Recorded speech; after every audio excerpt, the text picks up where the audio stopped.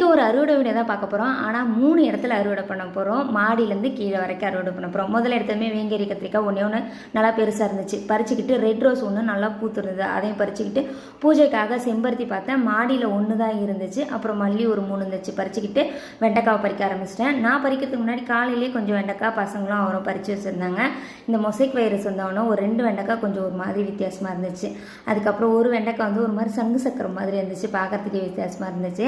அடுத்ததான் மணத்து தக்காளி கீரை ஒரு 2 செடி இருக்குது, கொஞ்சம் தான் இருக்குது. கூடவே வந்து பாலக்கீரையை சேர்த்து போட்டு செஞ்சிடலாம். ஏன்னா 2த்துக்குமே பருப்பு போடுறதா காம்பினேஷன் நல்லாயிருக்கும்.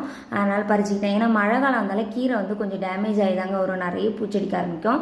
அதனால் இருந்தது வரைக்கும் பறிச்சுக்கிட்டு வந்துட்டேன். அப்படியே கீரை வந்திங்கன்னா இந்த பிங்க் கலர் செம்பருத்தி அவ்வளோ பூத்து இருந்தது. இதுதான் இன்னைக்கான அறுவடை. இதில் வந்து திராட்சை வச்சுருப்பேன். திராட்சை ஒரு கோளாறு ஆயிடுச்சு.